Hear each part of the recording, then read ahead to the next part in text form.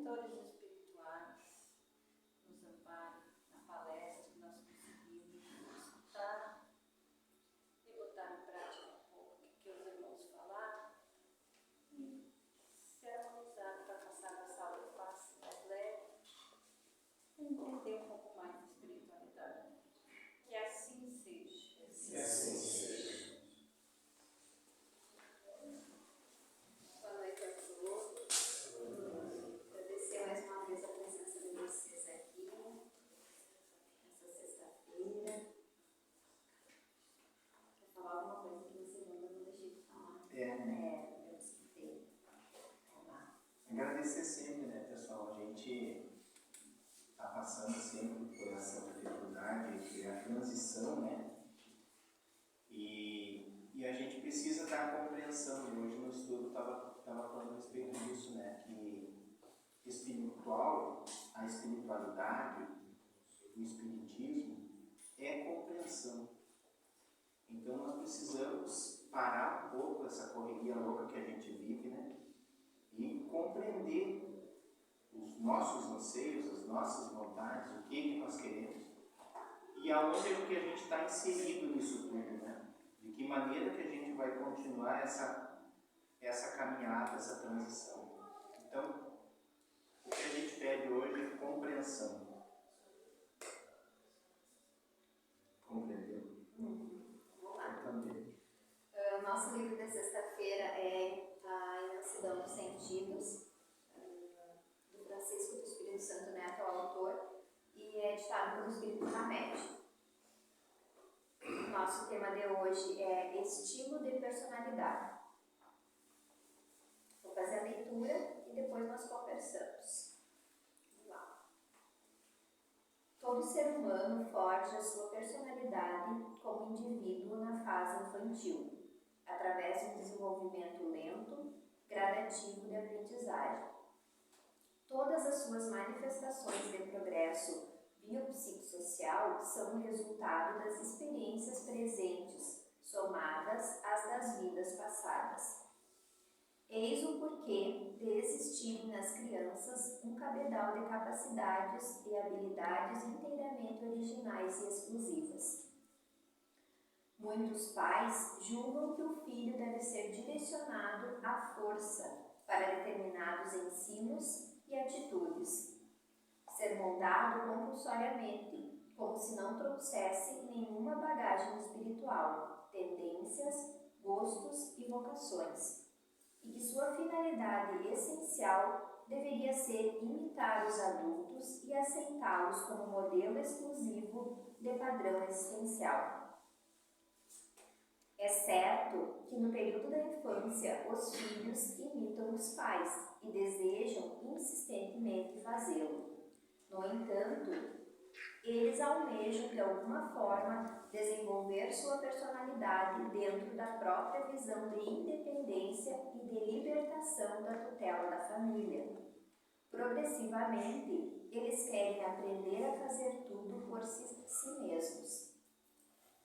A criança observa, tenta reproduzir, engana-se e confunde-se, mas tenta novamente, e assim prossegue por muito tempo. Ela erra, porém aprende. Por isso é necessário que as opiniões, auxílios ou sugestões dos pais devam ser dados durante os equívocos ou desacertos, e não simplesmente ordenados por eles à força, só porque são pais. A curiosidade e a manipulação, pegar, mexer, desfazer, reconstruir, apalpar, são importantíssimas para os menores. Com toda essa atividade, eles estarão compreendendo, selecionando, memorizando e raciocinando. É entrando em contato com o mundo externo que se expande a capacidade mental e emocional. O aplauso ou o elogio do adulto funciona como fundamental estímulo para a criança. Não estamos nos referindo ao elogio excessivo, que poderá prejudicar a formação da personalidade infantil, despertando nela desmedida valorização e exaltada confiança em seus potenciais anteriores. Elogio sincero e merecido, além de realçar o valor do que foi feito, torna-se fator de encorajamento, dedicação, segurança e força de vontade. Ao contrário, as relações adulto-criança, à base de ameaça e medo, acarretam consequências desastrosas nos futuros relacionamentos sociais das crianças. Infelizmente, muitos pais exercem de forma tirânica sua autoridade sobre os filhos. São demasiadamente severos e exigentes, causando sensação de inferioridade no núcleo familiar. Suas necessidades de mando e dominação são absurdas, confusas e prepotentes para os que vivenciam o mundo infantil. Na idade madura, essas crianças desenvolvem um estilo de personalidade sedimentado na insegurança e envolvido em aura de nunca estar agradando ou satisfazendo. Carregam inconscientemente uma sensação inexplicável de submissão, de inadequação. Revelam um comportamento tímido e sem motivo algum se justificam e se desculpam por tudo. Criar uma mentalidade acanhada e medrosa, vivendo na dependência do que os outros pensam a seu respeito, e buscando a aprovação e os elogios que não tiveram na infância. As necessidades de amor, entusiasmo e confiança em si mesmas, não satisfeitas no passado, fazem com que hoje outros tenham controle sobre elas. Precisam desesperadamente da aprovação alheia para compensar as carências do seu mundo íntimo. Em resumo, o adulto que vivenciou na infância um regime de disciplina severa é de insuportável prepotência por parte de parentes, pode desenvolver uma personalidade de excessiva solicitude, zelo e cuidado, buscando constantemente a aprovação dos outros. Bom, o que o autor nos trouxe nesse tema, estilo de personalidade? Como a gente sempre coloca aqui, nós somos seres imortais, seres espirituais, né, na forma espiritual e imortal. Nós carregamos uma bagagem de experiências que nós já vivemos, de capacidades que nós temos, porém nós não nos recordamos disso. Quando nós chegamos, encarnamos, nascemos aqui no planeta Terra, para viver mais uma experiência, mais uma vida, mais uma reencarnação, como queiram chamar, nós temos, vamos chamar de uma personalidade. Nós somos alguém, como a gente se define. Nós recebemos um nome, estamos inseridos num núcleo familiar. Essa pessoa, falando, sem falar de forma espiritual, digamos assim, sem considerar as outras vidas passadas, essa pessoa vai se desenvolvendo conforme vai sendo as experiências que ela vai vivendo durante a infância, principalmente. A nossa base, digamos assim, de quem nós vamos ser no futuro, quando nós nos tornamos adultos, começa dentro do lar, na infância, junto com nossos familiares. Então, nesse processo em que nós vamos se desenvolvendo, nós vamos nos tornando ou uma pessoa feliz, ou uma pessoa mais triste, uma pessoa mais ansiosa, alguém mais tímido, alguém mais medroso. Então, esse processo da fase da infância nos gera consequências muito grandes para o futuro.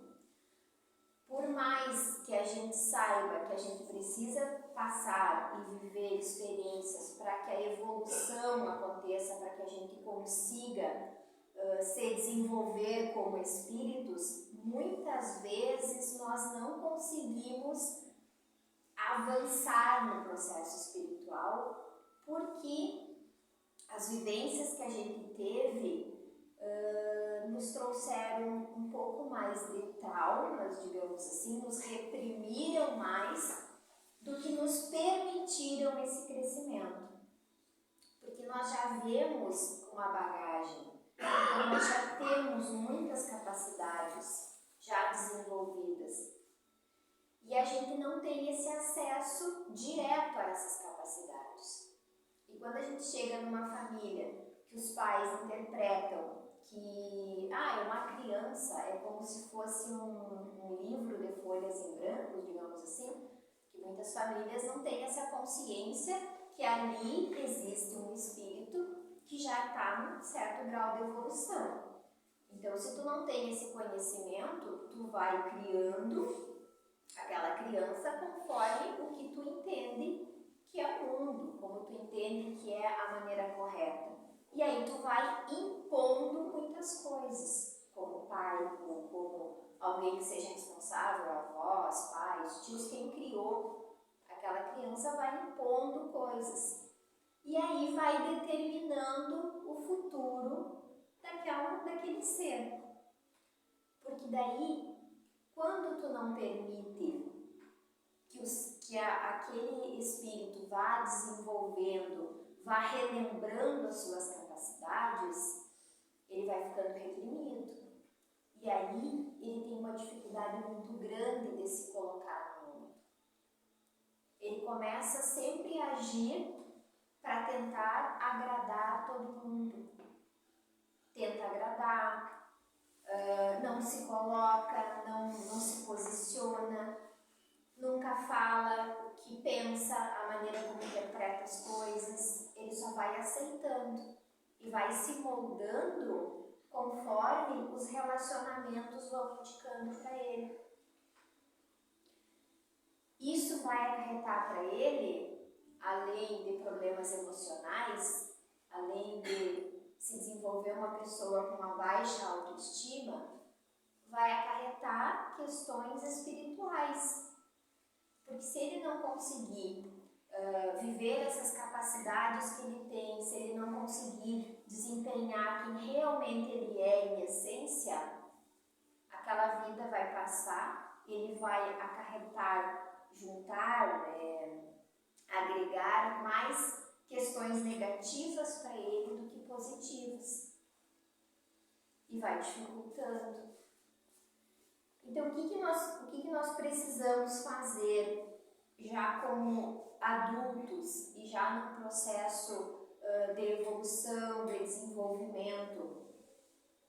Nós que estamos aqui, que estamos nessa caminhada de autoconhecimento e de reforma íntima, é compreender que dentro de nós há capacidades que muitas vezes a gente ainda desconhece, mas tem muita coisa guardada lá dentro. Tem muita coisa que nós somos capazes de fazer, que nós ainda não conseguimos perceber. E essas capacidades que nós temos, elas vão se apresentando no dia a dia. Nós precisamos estar atentos para isso. E acreditar que nós somos capazes de fazer as coisas, acreditar que nós somos importantes, acreditar que nós somos seres únicos, não existe nenhuma cópia igual a nós, acreditar que o nosso processo pode ser um processo lento, mas é possível se amar, desenvolver essa autoestima. Conforme a gente vai compreendendo quem a gente é, vai sendo automático. A gente vai conseguindo compreender a nossa caminhada e nós vamos conseguindo compreender o que nós estamos fazendo aqui.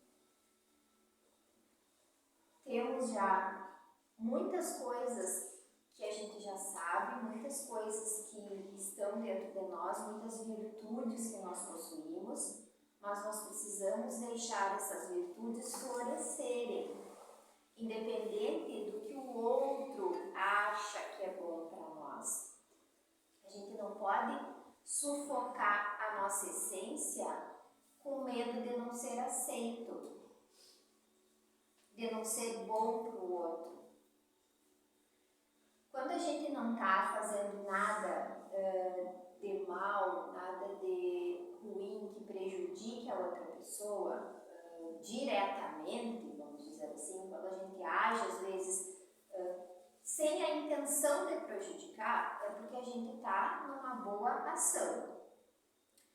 Para a gente agir de uma maneira má, nós teríamos que agir fazendo mal diretamente. Então, se eu não estou fazendo mal diretamente, eu estou agindo pensando em mim, pensando nas coisas que são boas, eu estou buscando reconhecer a minha essência, reconhecer as minhas capacidades.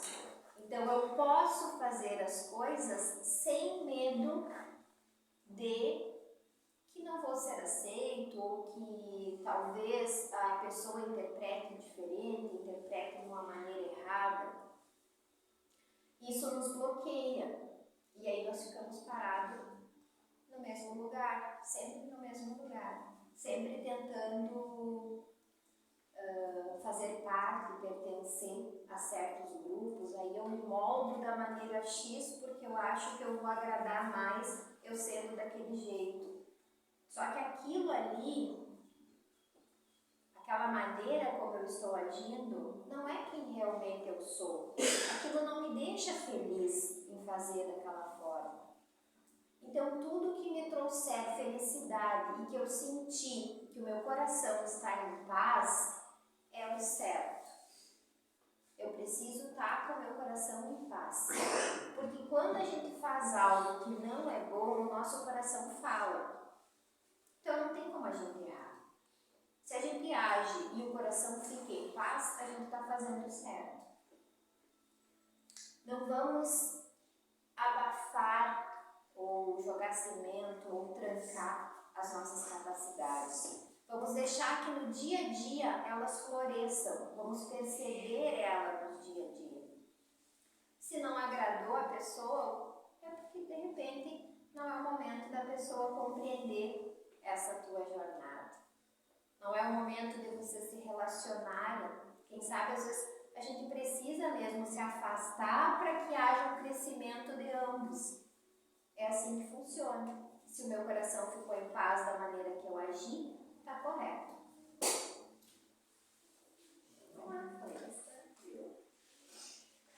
Enquanto a Karine falava aqui, me veio na cabeça uma situação que todos nós passamos, de alguma maneira.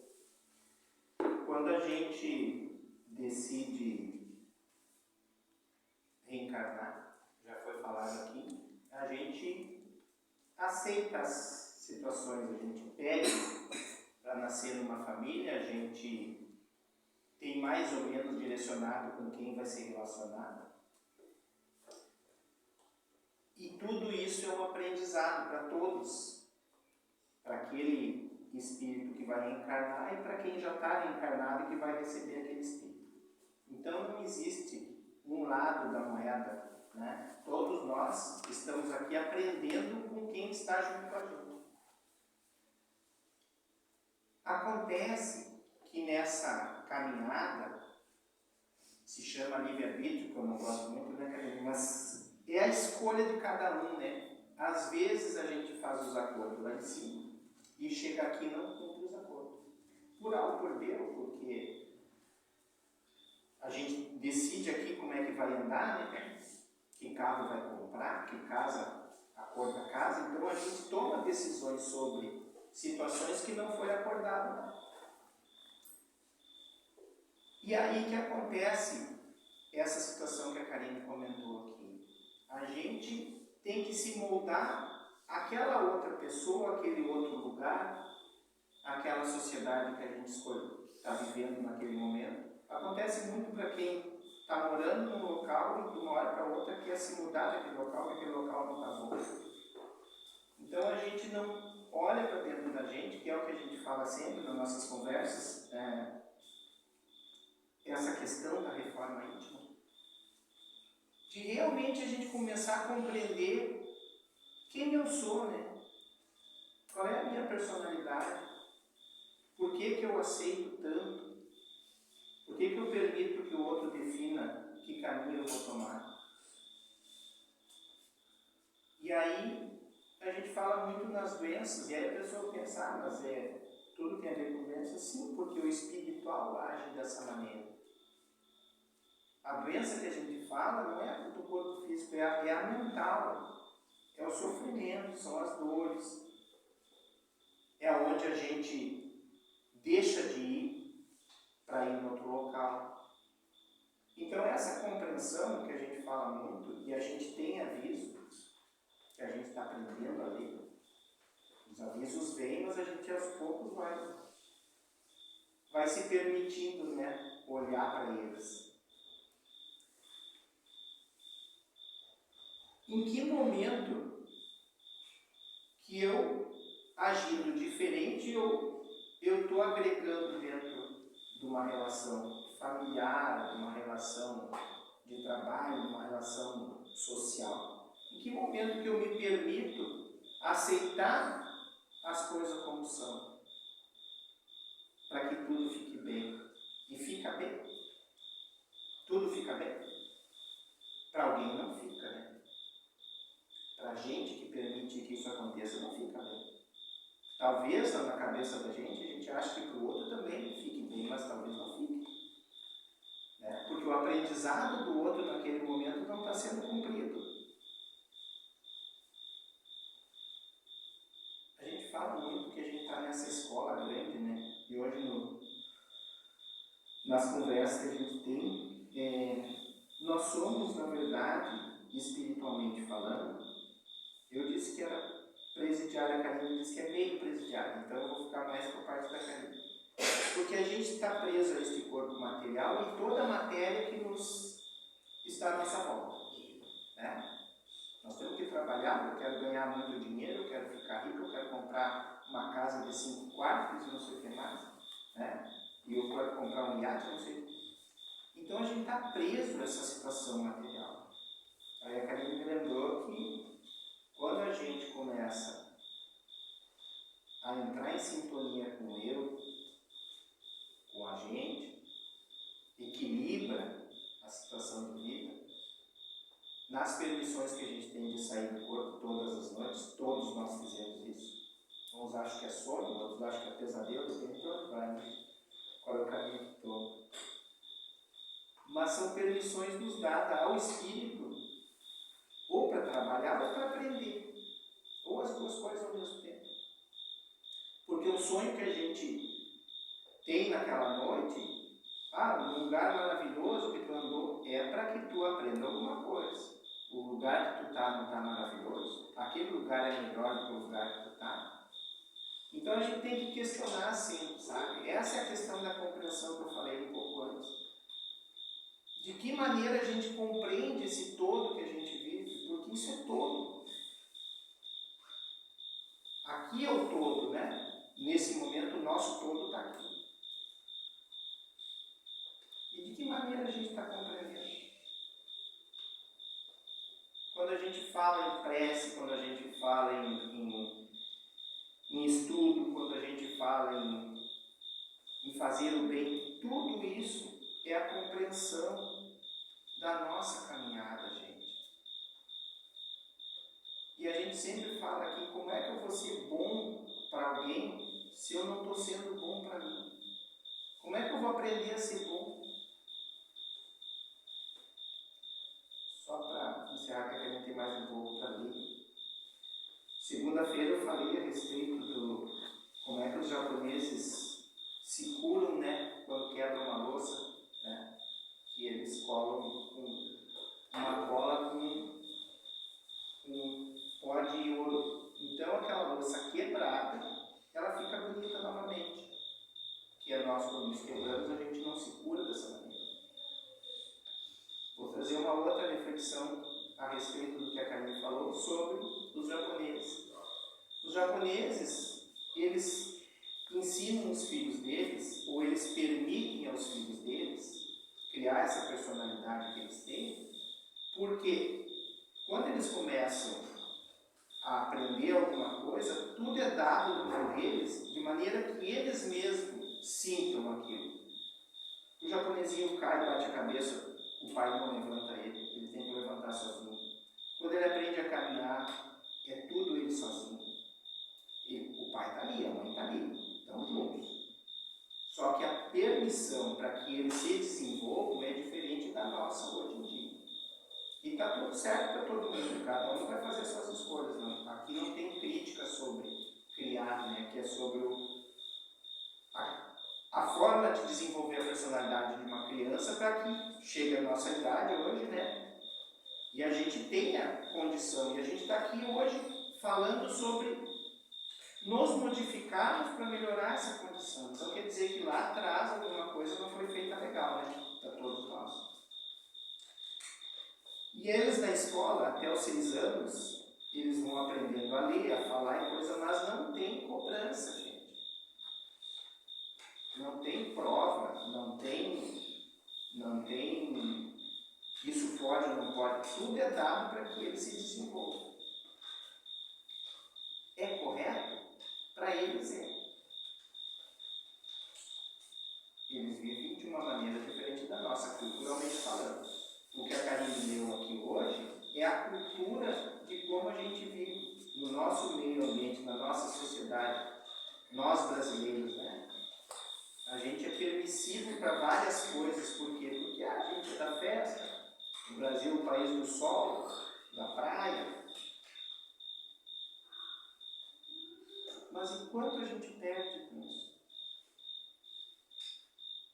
Quanto a gente não consegue ir além, e a gente está falando sobre espiritualidade, a gente está falando sobre espiritismo. Como é que a gente vai fazer a evolução se a gente está vivendo esse drama, né? De não usar a personalidade que nos é dada e que nos foi dada. Então a gente pega 60, 70, 80 anos, não sei, cada um vai viver uma era aqui, e vamos jogar no lixo. Estamos colocando fora. Por quê? Porque a gente nos foi permitido estar aqui agora e a gente não quer fazer essa transformação, não quer fazer a mudança. Não quer sair de casa dos pais, não. Sabe? Ou quer ficar na casa dos pais e os pais querem. Quer dizer, essa comunhão, esse entendimento tem que ser conversado, tem que ser aceito, tem que ver o que é bom para um, o que é bom para o outro. Isso que a gente chama de reforma íntima. Quando a gente escolhe os livros, né, Karine, a gente sempre pensa assim, de que maneira vamos abordar o tema para que cada um de nós saia daqui melhor. Né? Eu só consigo fazer o bem quando eu me melhoro, não tem outra maneira. Ah, porque eu quero um amor incondicional. Eu quero, beleza, mas o que eu estou fazendo? Está bem? Ali.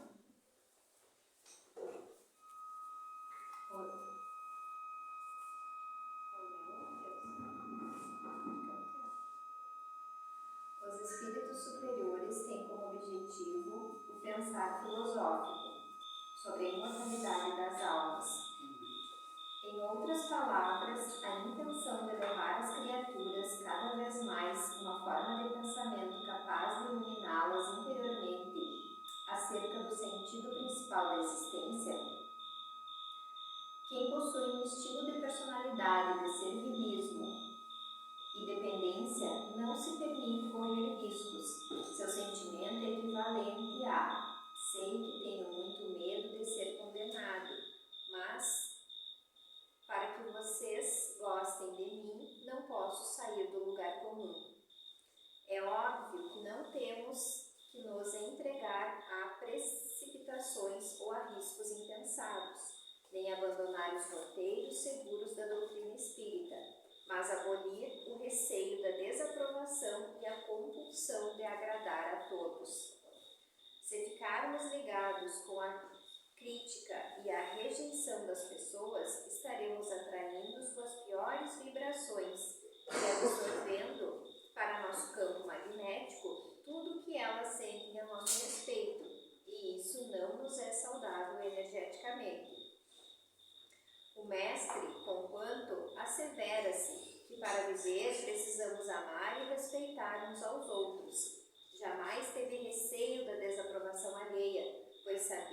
a aceitação por parte dos outros é variável e oscilante. Se assim não se comportasse, não teríamos na atualidade sua mensagem inovadora. O que vos digo às escuras, dizei-o à luz do dia. O que vos é dito aos ouvidos, proclamai-o sobre os telhados. Basta analisarmos de maneira minuciosa o Novo Testamento e identificaremos Jesus Cristo falando abertamente, sem medo de correr riscos e revelando-se uma criatura extremamente livre e autoconfiante. O Mestre sabia que a condenação de seus ensinos na boca das grandes multidões seria natural e compreensível. O elogio em seus lábios seria surpreendente e causaria estranheza. Aproveitando a sublime afirmativa do Senhor de si mesmo, repetimos: quem tiver ouvidos de ouvir, ouça. Por hoje é isso, pessoal. Acho que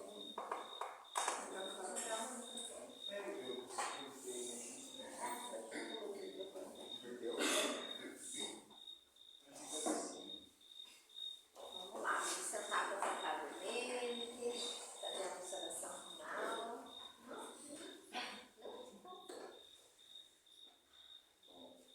Obrigado, Mestre Jesus, pela palestra de hoje, pelo ensinamento. E vamos fazer a prece.